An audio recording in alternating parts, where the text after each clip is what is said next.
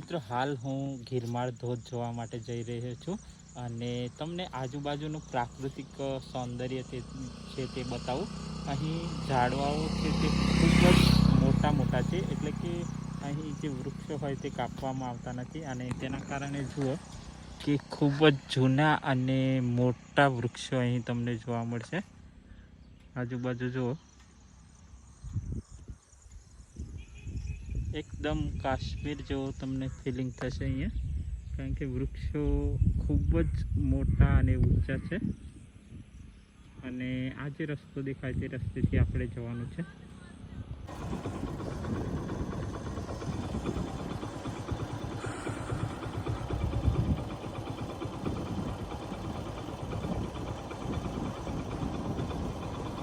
જ્યારે આપણે ડાંગની અંદર આવીએ છીએ ત્યારે બધું જ ઓલરેડી બદલાઈ જાય છે, એટલે કે અહીંના જે મકાનો છે તે કાચા છે.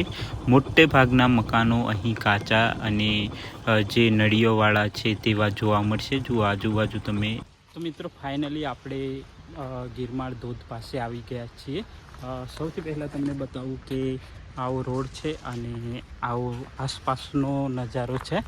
અને હવે આપણે જઈએ છીએ ગિરમાળ ધોધ પાસે. તો ચાલો. તો મિત્રો આ ગિરમાળ ધોધ છે તે જોવા માટેનું વ્યૂ પોઈન્ટ બનાવેલો છે. તો અહીંથી તમને નજારો બતાવો. આ છે આ નદી જુઓ, અને આ બાજુ આવેલો છે ધોધ.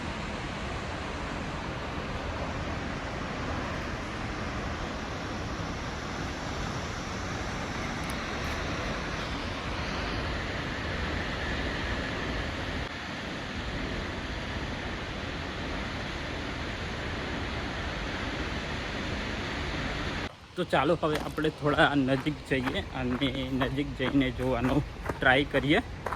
તો જવા માટે આવો રસ્તો છે પગથિયાવાળો.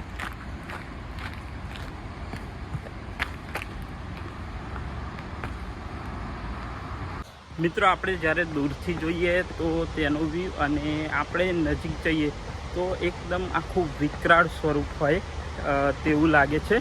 તો ચાલો ફટાફટ નીચે જાઓ અને તમને બતાવીશ, કારણ કે ખૂબ જ મોટી ઊંડી ખાઈ છે અને એની અંદર આ ધોધ પડે છે. તો એવું સુંદર નજારો છે. એવું કહેવાય છે કે આ ગુજરાતનો સૌથી મોટો ધોધ છે. તો ચાલો.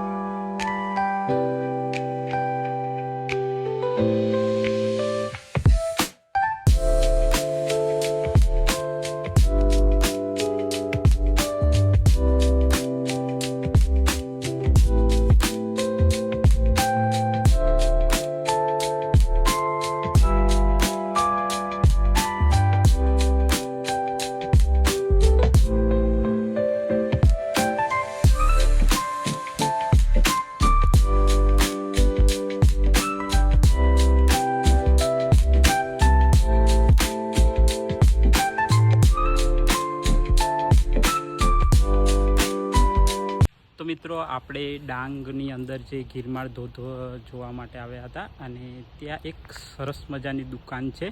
જ્યારે પણ તમે અહીં આવો ત્યારે આ દુકાનની મુલાકાત જરૂર લેજો. અને અહીં ડાંગની સ્પેશિયલ વસ્તુઓ કે જે ફેમસ છે અને વાંસની અંદરથી બનાવેલી છે, તો તે વસ્તુઓ છે હું તમને બધી બતાવવાની કોશિશ કરીશ. જુઓ,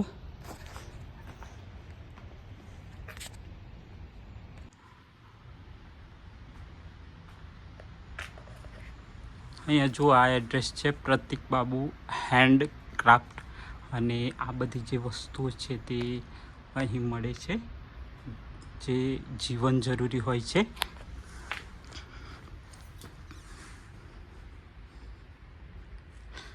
દરેક વસ્તુની વાત કરું તો ઘણું બધું જોવાલાયક છે. જો આ કેટલું સરસ બનાવેલું છે. અને જો એક બાજુથી બતાવું તમને, કોશિશ કરું.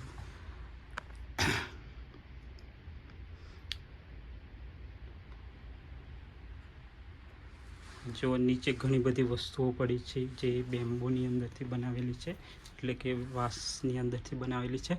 અને સૌથી વધારે મસ્ત છે આ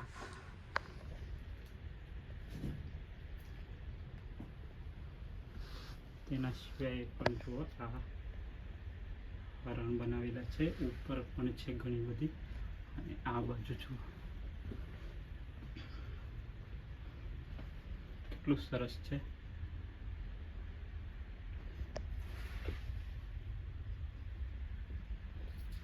બધી નાની નાની ફૂલદાની બનાવી છે, કેટલી મસ્ત લાગે છે.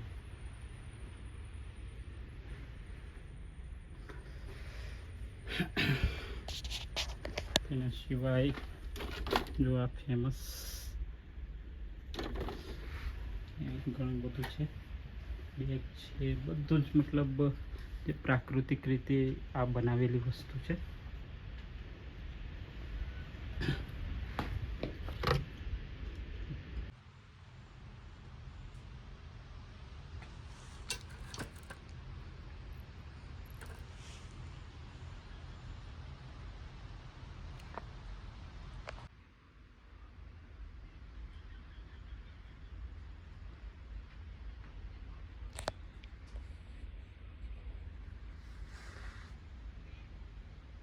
મિત્રો અહીં ડાંગરની ખેતી વધારે થાય છે. અને અહીંથી તમને થોડો ગામનો નજારો બતાવું કે ગામ કેવી રીતે આવેલું છે. જો સામે થોડું ઝૂમ કરું, આવી રીતે ઘર આવેલા છે. અને આ છે ગામ ગિરમાળ જે ગામ છે, અને તેના નામ પરથી આ ધોધનું નામ પડેલું છે. તો આ છે ગામનો નજારો. જો ઘણા બધા ઘર આવેલા છે, પરંતુ એ બધા ઘર મોટે ભાગે કાચા મકાનો છે, એટલે કે વાંસની અંદરથી બનાવેલા છે. અને આ રીતે છે. મિત્રો, જ્યારે તમે ગિરમાળ ધોધ જોવા માટે જાઓ ત્યારે રસ્તાની અંદર એક યુટર્ન પોઈન્ટ આવે છે, અને હું એ તમને બતાવવાનો છું. આ જે રસ્તો જાય તે ગિરમાળ ધોધ તરફ જવા માટેનો રસ્તો છે. અને વ્યૂ પોઈન્ટ આ બાજુ આવેલો છે. જુઓ, અહીંથી સુંદર નજારો આવે છે. આ છે વ્યૂ પોઈન્ટ. તો આ બાજુથી નદી આવે છે અને આમ જાય છે. તો આખો વ્યૂ આકાર આનો બને છે. તો આવી રીતે વ્યૂ આકાર બને છે, અને આવી રીતે નજારો છે. નીચે નાનો ડેમ બનાવવામાં આવેલો છે, અને ખૂબ જ નીચાણવાળો ભાગ છે. અહીં રહીને તમને સ્પષ્ટ નહીં ખબર પડે, પરંતુ ખૂબ જ નીચે છે.